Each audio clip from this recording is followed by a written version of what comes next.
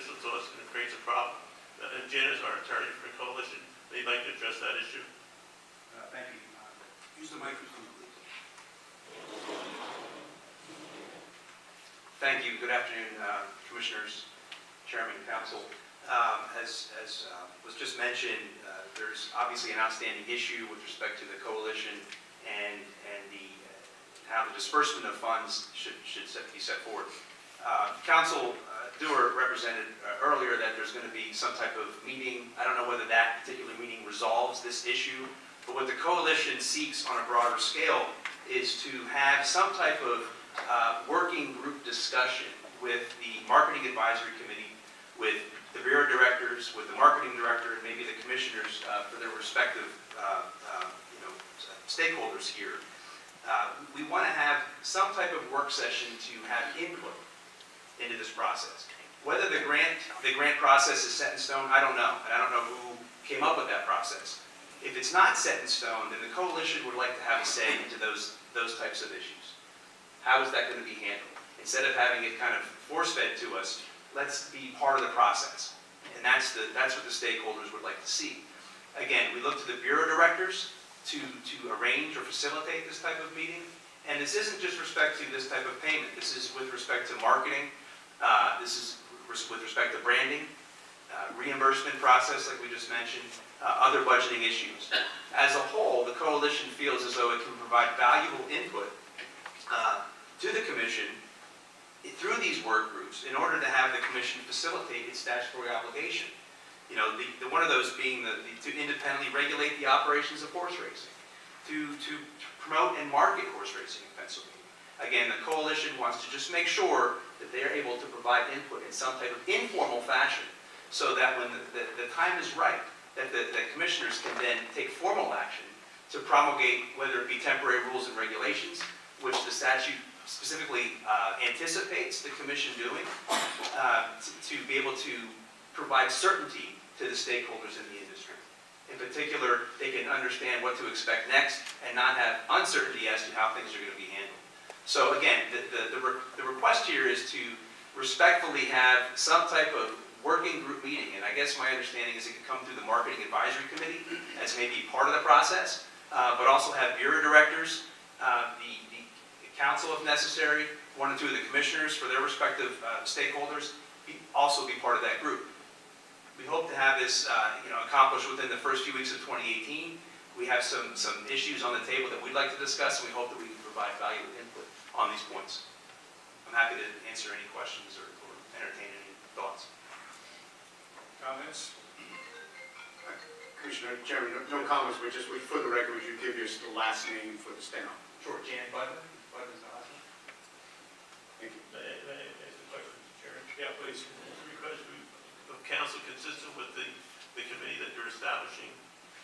Yeah, I think it fits right in with this. I think this was the genesis of the question earlier about sort of the status of the payments. You've got grant agreements, current grant agreements, future grant agreements, allocation of money, contract, invoicing, and the delay that is plaguing the system, right, in terms of how you execute on the plans that have been laid out. So I think the hope was from the commission is through a conference call with the appropriate entities of the 6 grantees to have the conversation about process and where we are in that process. How do you streamline that to the extent that we can? I sense, though, that there is a second part, and that is sort of there's an overarching component here to allow the industry, the 6 partners, the coalition, however you want to define it, to basically effectuate what is in the act, right? And I think that part of the answer is in the process we talk about. I don't sense that there's an issue in how you allocate the money. That's been right. We discussed sort of the contractual relationship between the grantees and the commission. And then there is sort of what you want to do in terms of each of the grantees. It's now at a point where how do you actually get paid for the services they provide, right? What you say you want to do. Mr. Chairman, I asked the question because I think it's broader than what Mr. Council had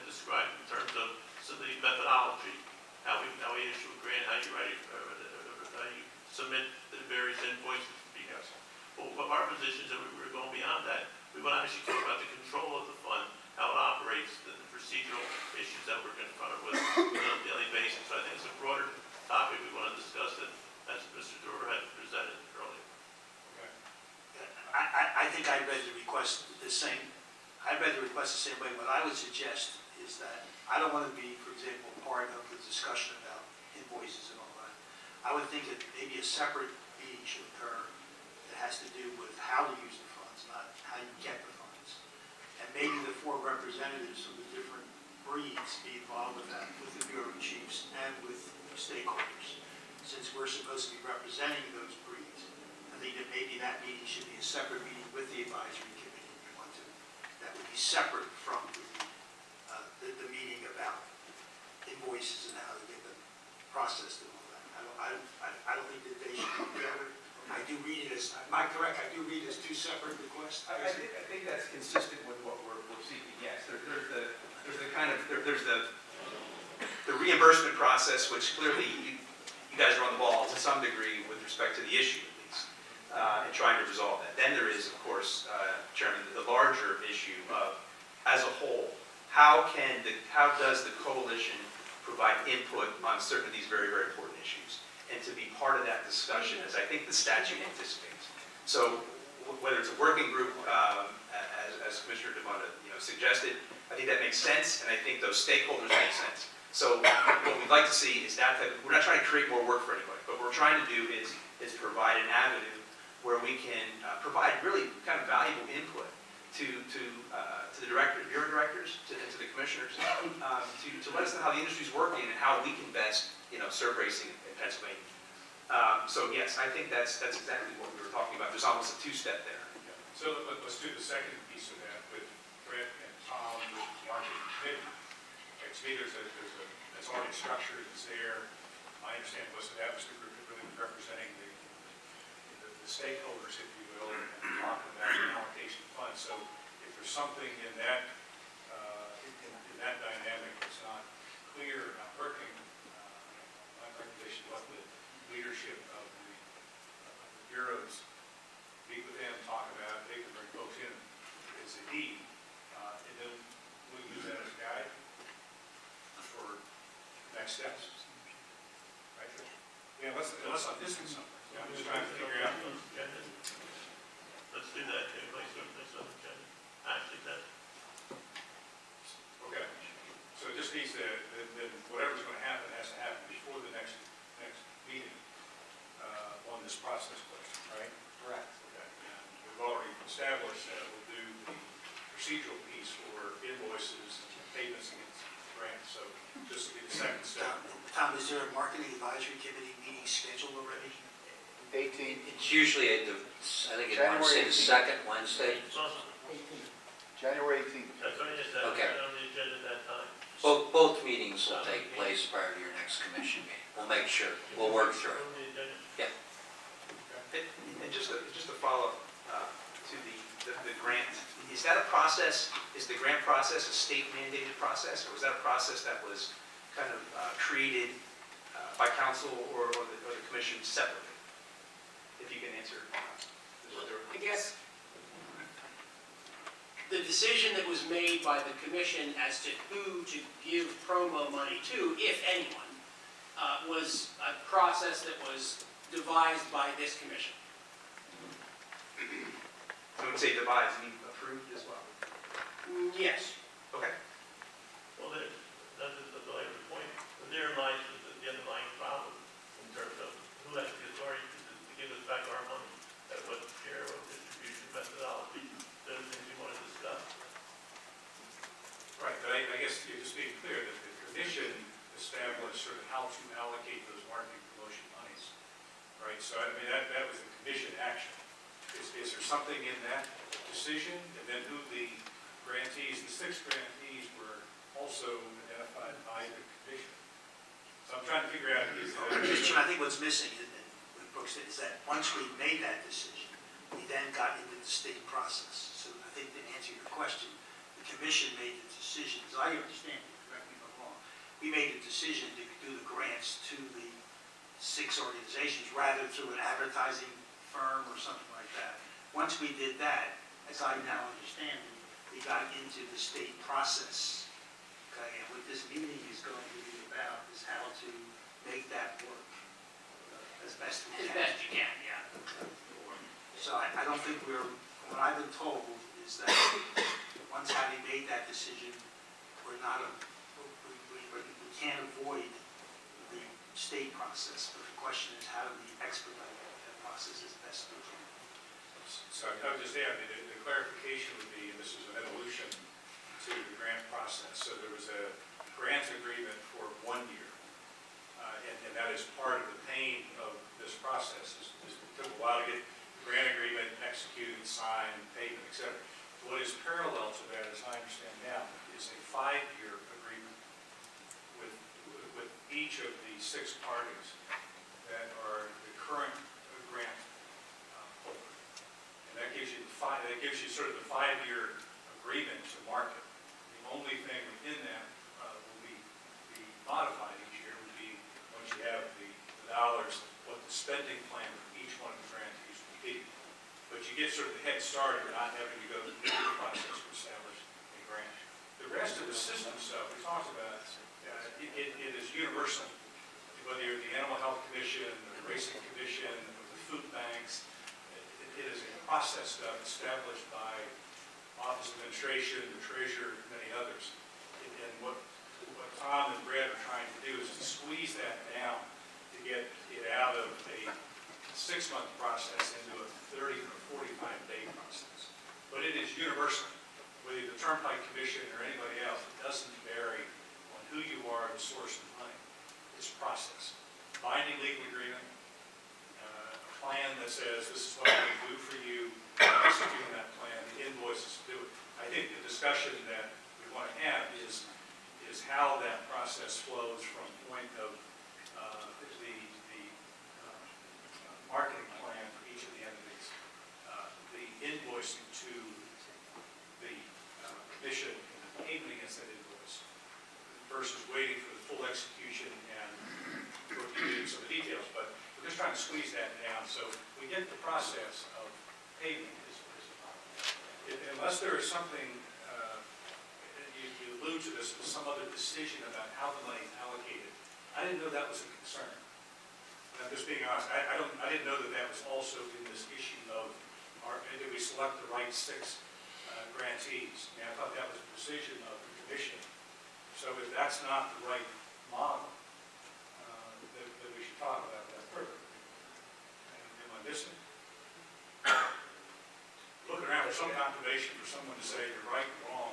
No, I think that wasn't the right decision. We just have to make it work. Yeah, so it's how you execute on that in a system stuff, but it's not a front-loaded, did we make the right decision? How do we make that decision? That's not part of it. Yeah, but again, I hear a second request here, which goes beyond the money, goes to what are you spending the money on rather than just how you get the money reimbursed. Well, maybe there's 3 issues then. Maybe it's that as well, but there's also part of the process, and forgive me for not knowing, but was the coalition part of that discussion to follow the process that's in place? In other words, when the commission voted to follow the grant process, what input did the coalition have into following that process? And I don't know, maybe there was input or discussion. As I understand it, the marketing advisory committee met, made a recommendation to split up, I think it was 1.1 million to. I think I was part of this. Okay, I won't say the coalition, but the advisory group that was formulated out of the 6 groups per the commission's direction. Okay, when it came to the funds available, the advisory committee met, had a long conversation on multitudes of issues, like you were there. Okay, all parties were represented. They voted, they decided on what they thought was the best allocation, the best method to allocate the money. At that point, there was a consensus coming out of the advisory committee. Ashley, Brett, and I came back to this commission, made a recommendation to the commission based on the advisory committee's recommendation, and the commission blessed it, voted, so forth. So I guess I'm a little lost, because in a lot of this, whether it's specifically identified as the Equine Coalition, definitely the 6 parties were represented in the advisory committee, and they had a say, and what came in front of the commission was their wish, not, I want to be clear, it wasn't mine or Brett's or Ashley's, it was the advisory committee's That's wish. part of the truth, Tom. However, what has been omitted is that I was surprised that the actual concept of receipt or invoice was never raised. We never voted on that. We never agreed to that. I was told that the other submitted a receipt, which I wanted to be part of, and we were not part of that. And to be fair, this was an educational process, there's no question about it. I think the format's been set moving forward, that Brett and I and Ashley and whoever you guys want to represent will sit down, we'll work through whatever issues you have, and try to accommodate. I can't satisfy myself and our other coalition members that we have to have input on these decisions, especially decisions such as invoice or receipt. That's a substantial decision that I was put short end with. I'm surprised. And that's the genesis of the first call in the discussion of process, what we call process, was the invoice versus the receipt. Right? Okay, so we'll do that call. And then there's something that was neat for the marketing advisory committee with Tom and Brett to talk about, the allocation, the process that may be outside the invoice, but just so we're clear about what the grant agreements hold, the 5-year agreement, the changes that will take place in that sort of 5-year agreement versus what's taking place today. And then we'll hear back from them at the next commission meeting, right? I'm not the rest of the matter, but I'm satisfied that my money complaint can be addressed through the committee process. Okay. Without addressing the full picture. Okay. So going forward, these 2 meetings that we're setting up, just for clarification, we can just utilize the advisory committee, or is there other members that you want present? I think we should invite anybody who wants to come to the committee meeting, other workers' organizations. And also the marketing director. I just want to clarify, because I'm getting confused myself by Brett's question. Some of the, as I understand, the market advisory committee in some cases has a representative, not the actual person. I think what you're suggesting, Ms. Pelisi, is that, if, for example, you have somebody on there, you and the representative can both go to the meeting, is what I'm you're suggesting. suggesting we offer an invitation to the executive director, the president of the committee, or the representative, whoever. I think we should have a full discussion, so everybody has a chance to be, rather than take up the commission's time. That's fine. I think that helps get to some comfort level about process and transparency. I sense is being lacking both on appreciation for what the system is, but also what it is doing in terms of marketing overall. And bring those you want to have in the conversation to that. And Mr. Chairman, I think that as far as this year is concerned, I think we've already made that allocation. I think where this input could come is what do we do the following years of that? Do we stay with the approach we're taking, or do we do a different approach? That's where I think that the coalition members would want input. So I don't think it's as urgent for this current year because we've already kind of made that decision. So I think it's really to do with what do we do. If we're going to a 5-year grant program, what do we do with the other 4 years in terms of going forward? And I think that's where the discussion would be going. I don't think we're going here to debate whether or not we should be doing 1.1 for Brandy versus the other money we're doing. I think that's been resolved by this commission. Just some of the members of the coalition are a little confused about what the 5-year grant is, and they're not aware. Are they going to have to reapply every year for that? Is it that amount? What exactly is that 5-year grant that you referenced? So for the record, your name, Pete please. Peterson, Pennsylvania Youth Fund Coalition. The whole, okay.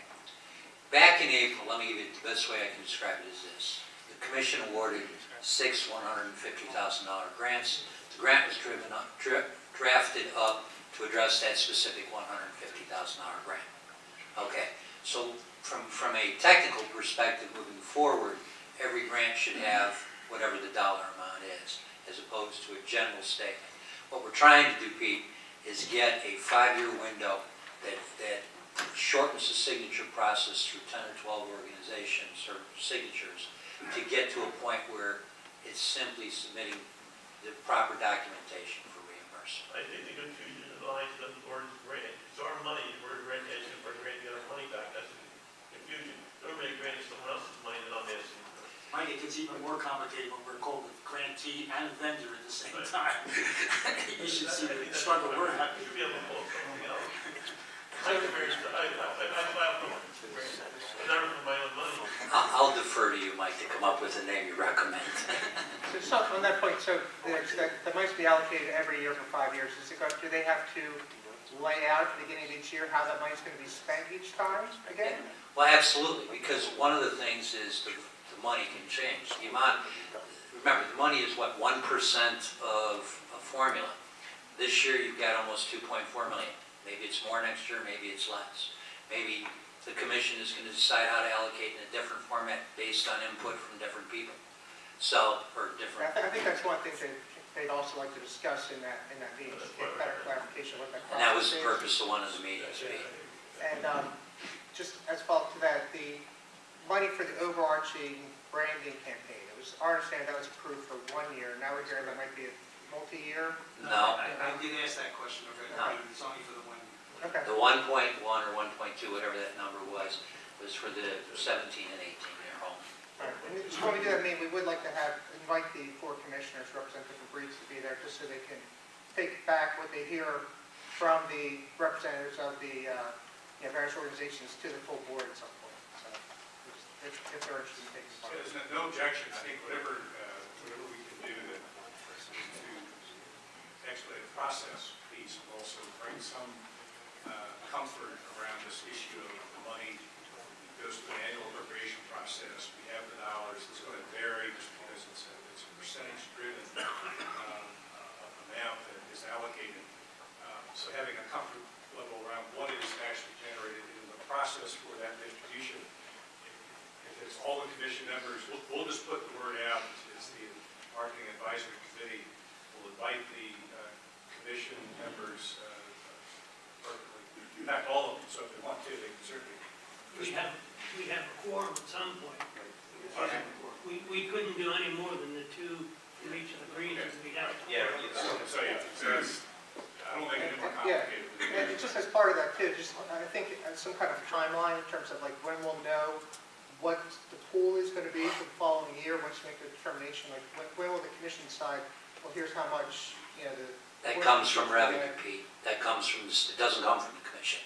It's given to us by revenue. So the full amount will be divided up among the 6 organizations each year? That's up to the commission. That's what I'm saying, so we need a timeline in terms of when that will be decided so that we can plan for what we're going to do in the coming year, that's all. So as part of what I asked is for the January meeting, is that we have both 2 meetings and conversations that have been requested. The other, just to be clear, because they're happening sometimes, is you have the layout timeline for the 1-year grant, right? And where we are with that, and show the actual payment for 6 contracts. Then you have the process playing out for the 5-year agreements. So we share what that process is. And then to the final point, that is a timeline for a decision by commission on the allocation of the available marketing dollars. Where does that occur and when does that occur? Okay? And these are fundamental. If you start sort of leading into, you can't get paid under this process, I'm not sure what the 5-year agreement is, I'm not sure when you're going to make the decision on allocation, so try to level things. I think these are all first cousins. Right? So we've got to sort of have all 3 of them laid out at the same time. Yeah. Can you do that, please? Yeah. I think, Pete, the money for this year through June 30th has already been decided. Probably in the June, July timeframe, you'll get an idea what that percent's going to be. And that's when you can deal with how you're allocated. Right, but that's assuming that all of that is being But done among I the think 6 that, I organizations. think the process has been set. It says the following. Whatever the state takes, there's been a protocol set. Whatever the state takes comes off the top, and whatever's left kind of gets allocated to the 6 groups. So it's a matter of what the state takes. If they take 0 next year, you'll have 2.4 million, whatever the number is, split out over the 6 organizations based on how they contribute. If the state takes $1 million, the $1 million will come off the top. But stop. I mean, just do me a favor. The state's not taking anything. The dollars amount, wait, because we're gonna get painted, Brett and I, in a bad light here. The dollars amount that were allocated to a statewide marketing program was discussed ad infinitum at the advisory committee. The advisory committee made the recommendation to spend whatever those dollars were on a state industry plan. But I'm sensitive because we get like we're taking the money, we're not taking the money. I have a solution, Mr. Chair. Just give me all the money and I'll figure it out. There's one solution. Right, yes, Chair. I'm on the marketing committee, and I would say from the meetings that we've had, once the group or group of people would be hired to do the marketing, and what it is, the research Savvy Group is going to come back with, is going to give us an idea of how much money we're going to need for the following year. So it's not that, every year it's going to be this or every year it's going to be that. I mean, we discussed it on the marketing committee, and we figured that kicking this thing off, it was going to be more the first year or so than it normally would fit into once everything was done. So I think hopefully that answers part of, the question on how much Tom and the state takes. How much goes for statewide, right, statewide branding, I just have one thing to follow up on. I know when I got involved in this, and Brooke alluded to it a little bit today, was that we didn't know that we were going to have to sign contracts with the state and do what we're being told we need to do in order to get the money back. So I think Brooke said that's the way it has to be. My question is that the way it has to be? And can it just be approved by the commission? Or does it have to go to the state to have a contract and virtually take much longer of a process? So that's mine.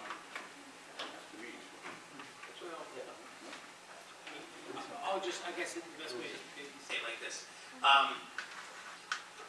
The way that promo section was written, it didn't say how the commission is to pay out or to use the money, let's put it that way. So the commission could have said any number of things, but the way they said it was, well, let's give the money to the existing organizations, and the most expedient way to give it was by grants. And so once you're doing it that way, then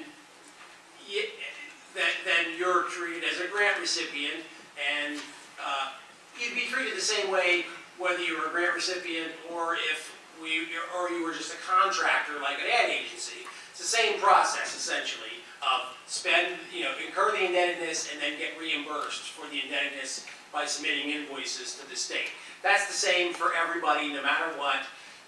The only way to short-circuit that process would be if the statute had said something very specific, like that these promos money shall be given to and name some recipient, and that's not what was done here. So it was laid to this commission to make a decision of what's the best way to spend this money. And so it was with 6 people, and with 6 people that are actually already in the business, as opposed to with one ad agency who maybe doesn't know anything about racing. So, but either way, anything using that language in the statute, it would have had to have been subjected to this type of a process. There isn't any other way to spend Commonwealth money. So unless the legislature says, we're going to give it all to so-and-so, and they can do with it whatever they want, there's no other way to push money out the door by the state government other than through this process. And it isn't just the executive branch. This is an independent elected official. The treasurer, the Commonwealth of Pennsylvania, ultimately is the one who actually distributes your money, not us. So the treasurer has as much legal authority tell the executive branch, no, we don't like the shortcuts you tried to take, you have to do it this way. So, you know, it wouldn't, even if everybody agreed to some kind of truncated process, which wouldn't necessarily be inconsistent with the statute, Pennsylvania treasurer would still have to agree to it. There's a totally other branch of government, totally, you know, separate elected official that has to decide. So this is the way government money is spent, whether it's a grant, whether it's a procurement of services, whatever it is, this is how government money is spent. The only other way you can get around this process of a work plan and then submit an invoice to get reimbursed for what indebtedness you incurred would be if the legislature specifically named you.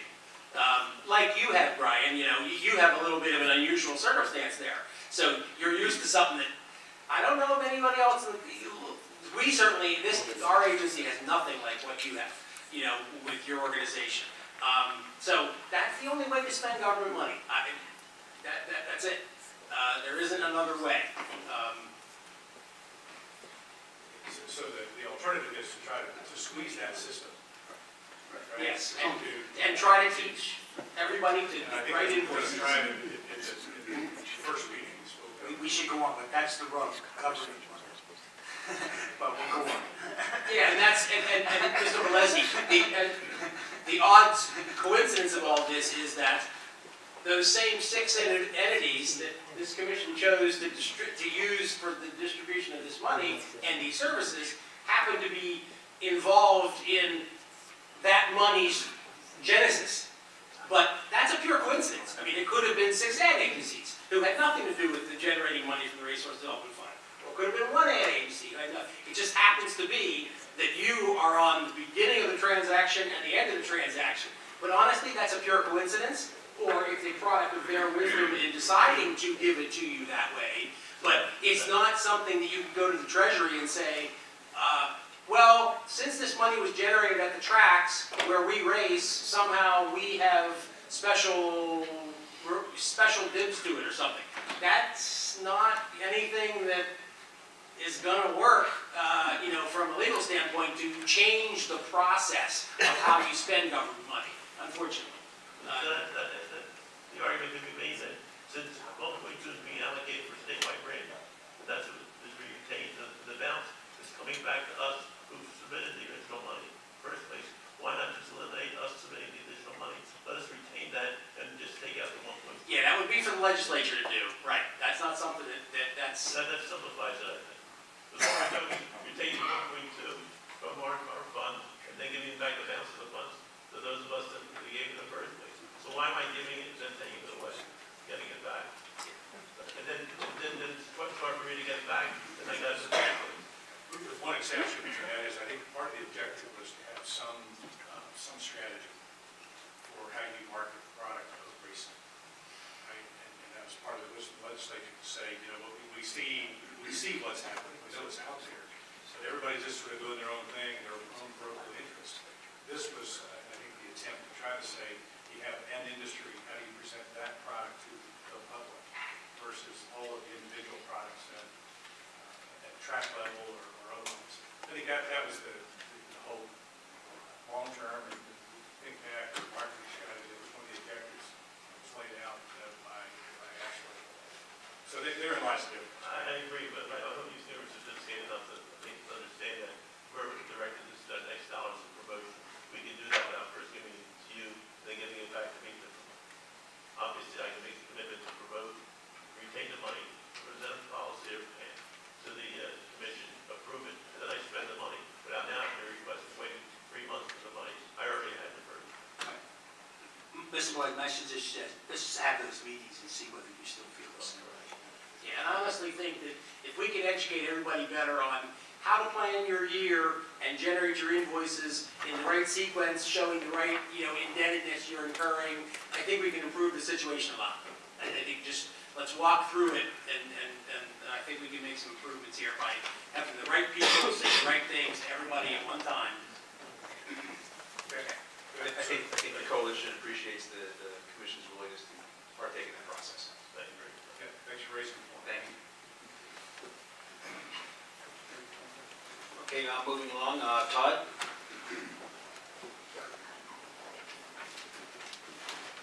I'd just like to thank Tom and the commission for reconsidering and actually adopting the new rules based on the RCI regarding the vest. The original rule omitted ARCI. I don't know why. The only thing that I would ask in the future is if we would, as state shareholders, get that information in front, we wouldn't have to come back and amend it if we could have that discussion prior to the passage by this commission and be proactive that way. But appreciate the consideration because it is a substantial financial savings for people on the backside now that that has been amended. And those vests are good vests. I just don't know why they were omitted originally. So, but thank you. So that the action today addresses the concerns? That's correct. Great, thank you. Kim?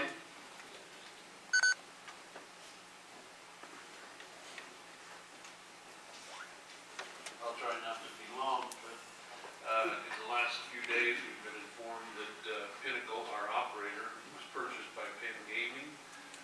We were finalizing a contract with Pinnacle as this transaction took place. Obviously, the talk stalled at that point because Pinnacle wasn't sure of their ability to sign an agreement, so we're kind of up in the air right now, but we have agreed to file an extension that's agreed to both, and it'll either be through the end of February or March. It's been talked about both ways, but I just want to let you know that will be coming in the next few days. We'll continue to try to work with the operator, whoever it is. Yeah, great, thank you. Okay, moving along to the breeders, Jim or Mike Simpson? No. Brian Sampatello.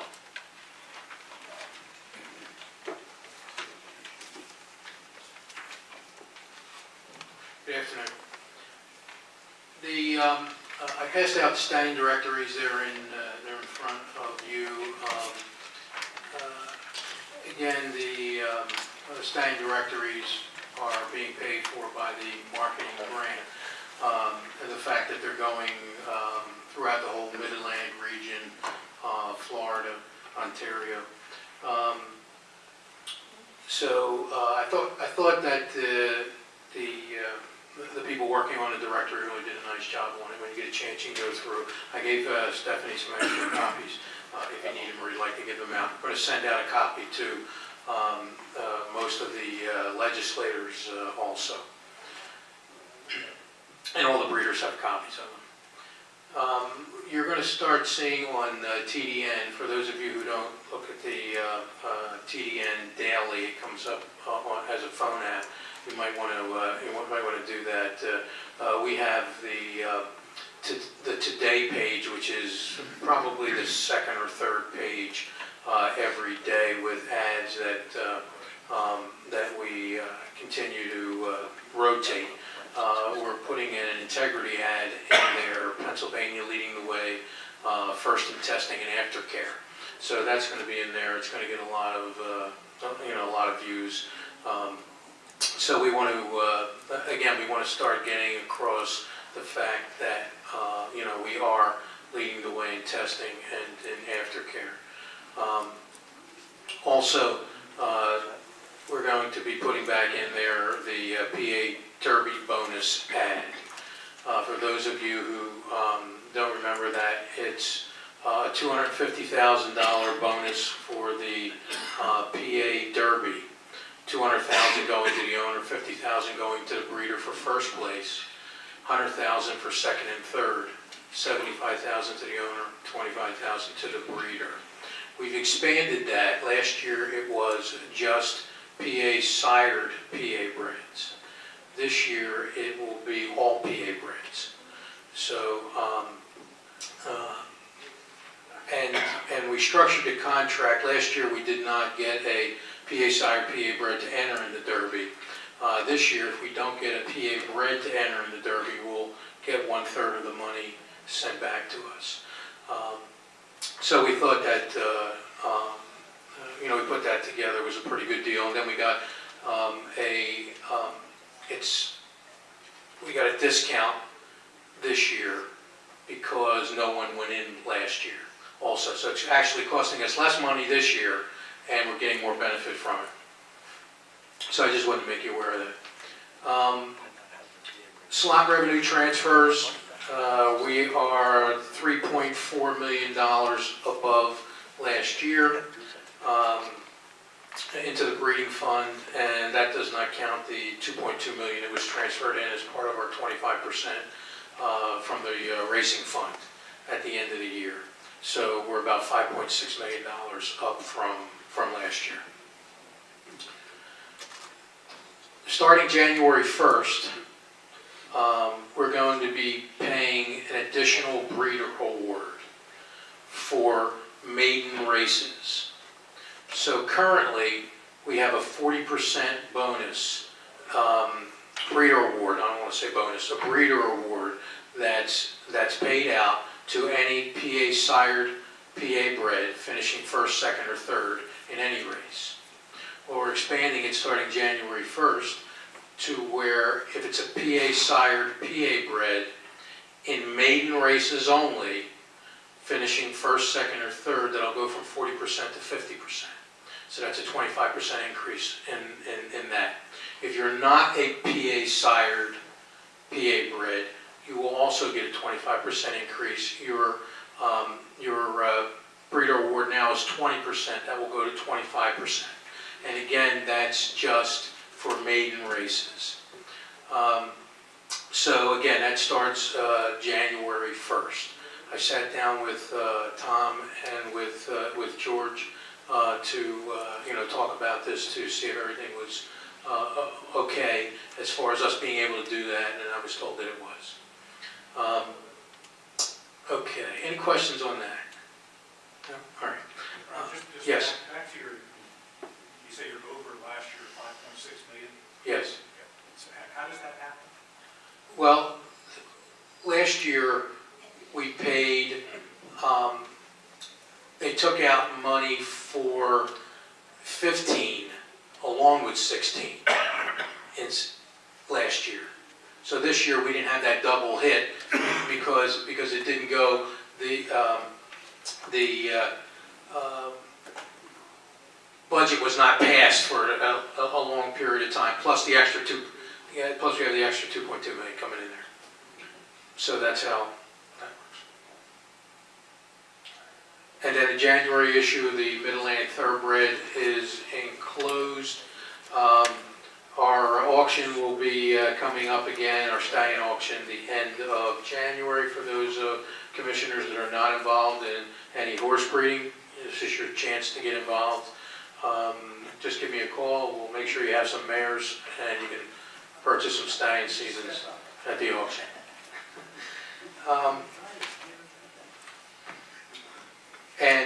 Also on the last page, you'll see that breeder award increase for maidens. There's a full page that's going out here. It'll be out in a few other areas too, TDN, blood horse, etc. Any questions? Questions, comments? Thank you. Have a nice holiday. Thank you. Moving on to public comment. If you find in your binders under section F, Dr. Kane sent out an email with a proposed claiming rule. You can read that at your convenience.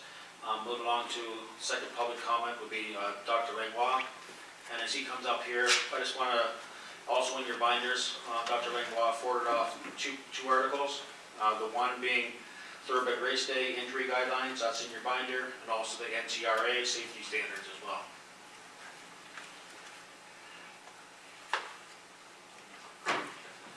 Good afternoon. Just a minute here. Also, when I was at the Arizona Racing Symposium 2 weeks ago, I did talk to Steve Cook of the NTRA, and he's more than willing to come to speak to the commission at a future date. That's great. Yes, we accept to set that up. Yep. No, that's wonderful. That pretty much covers the first comment that I had. It was requested by me of the commission at the last meeting just to send off kind of what the NTRA safety and accreditation program is and their standards and all that. I realize it's a 107-page document that I sent you, but I figured people could peruse through it and pick and choose what they wanted to really see. I felt if I tried to do a summary, I might have left something out.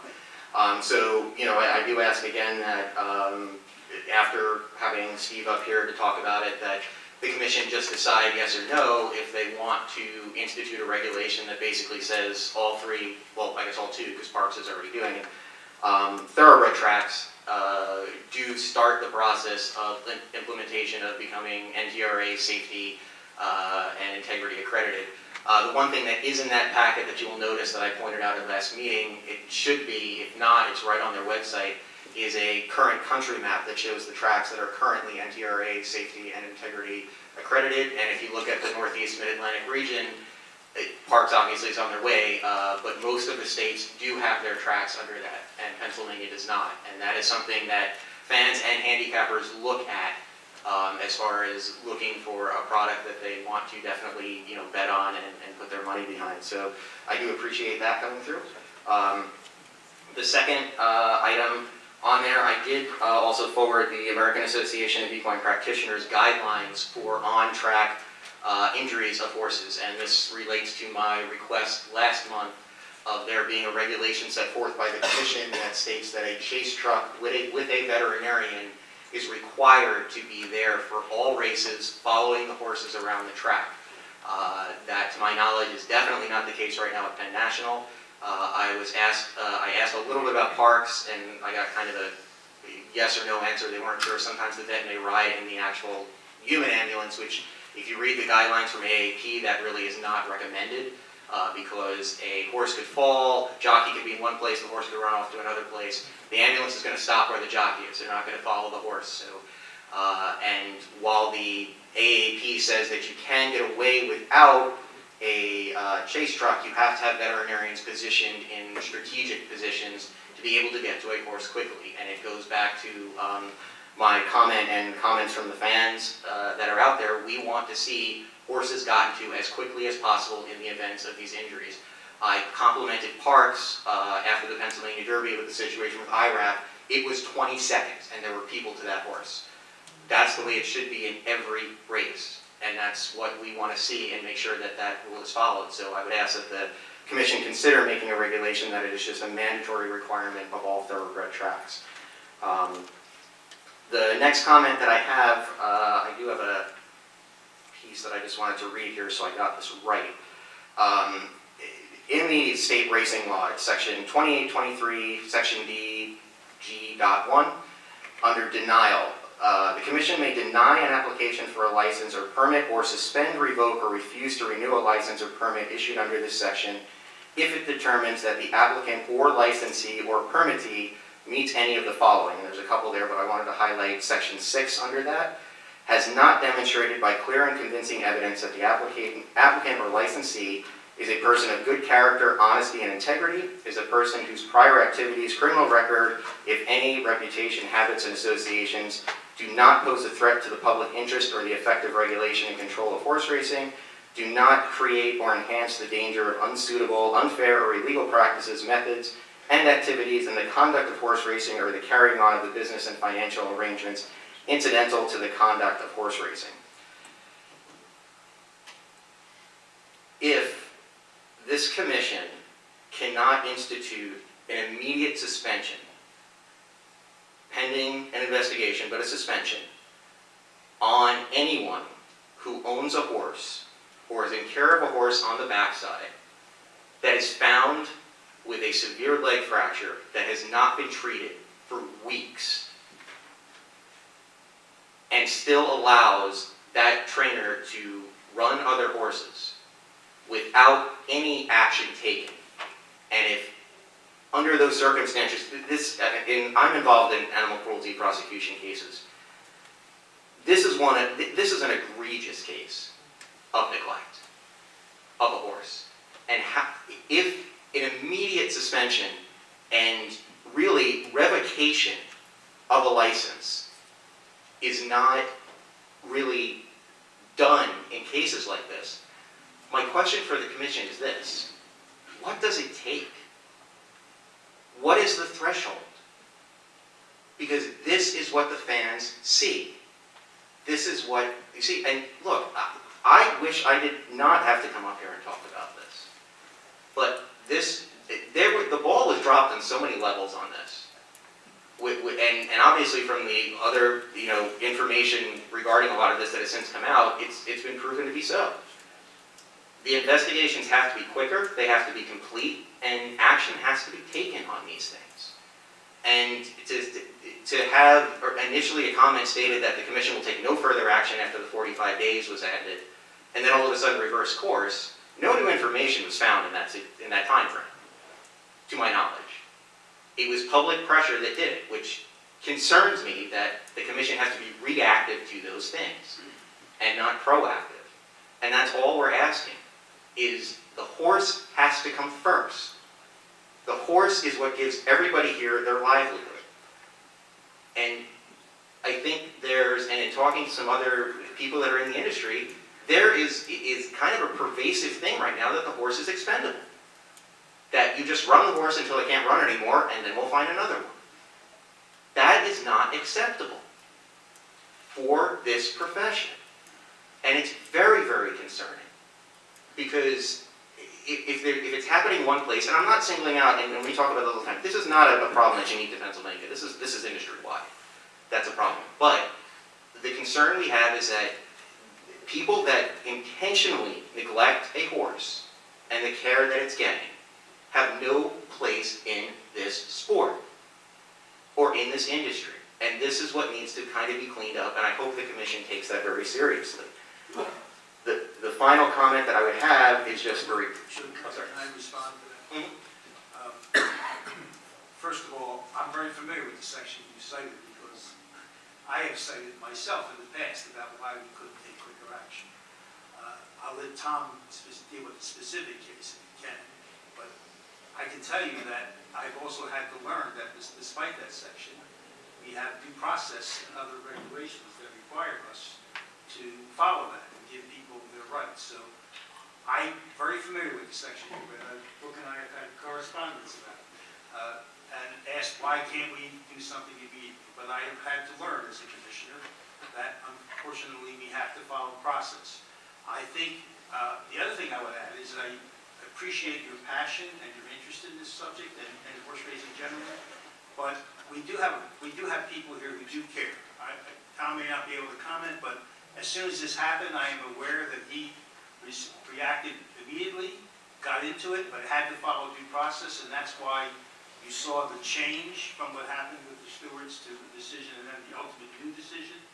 But I would ask you to please do us a favor, to go through our staff.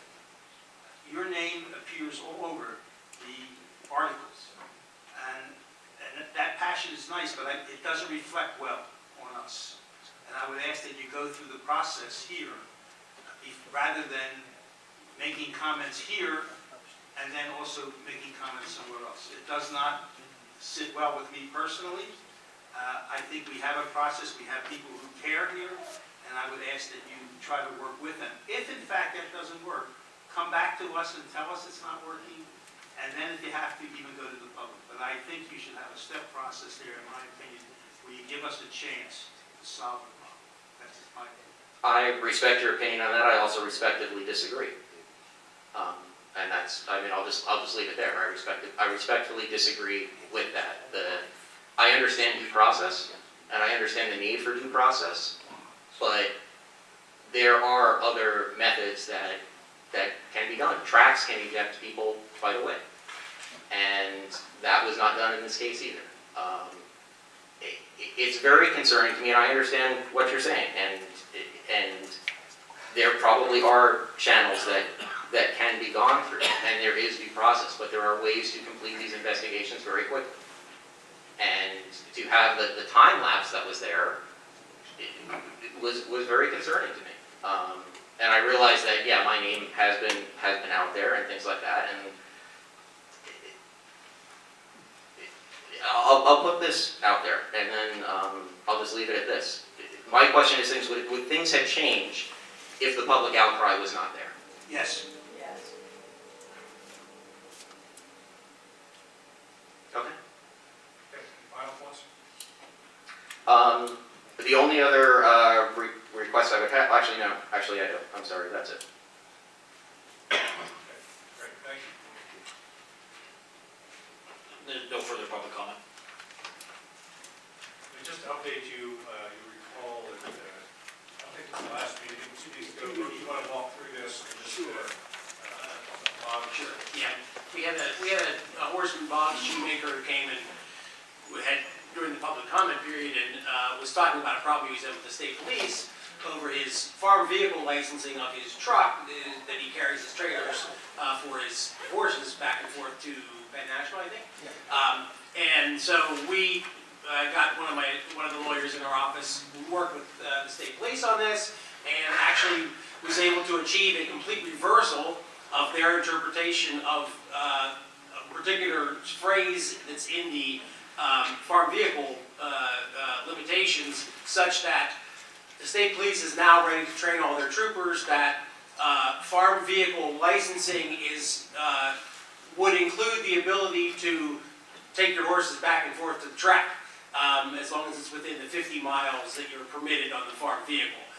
Previously, they were operating under an interpretation that you had to be taking the horses to a sale of some kind, and that only a sale would be sufficient to be within the farm vehicle exemption. We were able to convince them otherwise, and so they are now engaging in an entire retraining of their staff to permit farm vehicles to transport horses within the 50-mile allowable distance back and forth to the track without the requirement that there be a sale involved in the reason for the trip. So it was a very good, constructive dialogue. State police very attentive and listened, and it should also have some positive effects even in agriculture more generally, because we sort of pointed out some other things that were inconsistent in the way they were interpreting it, the farm vehicle restrictions applicable to, taking livestock to shows, fairs, etc. So, but the bottom line is we were able to help Mr. Shoemaker at the same time helping all horsemen really.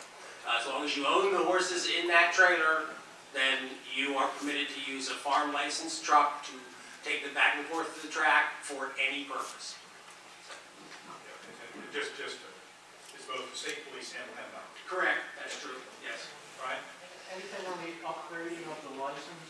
I think that was Well, I don't remember what that, I did, by, I guess, weight of the trailer. I don't know what that issue is, but let me see if I can find out. I don't remember what the issue was about weight. Maybe there was. They told me he had to have an upgrade in his license. Oh, for his weight, did they? The trailer, right. Okay, all right. I don't know how that worked out. Gary, do you know? I hear you talking over there.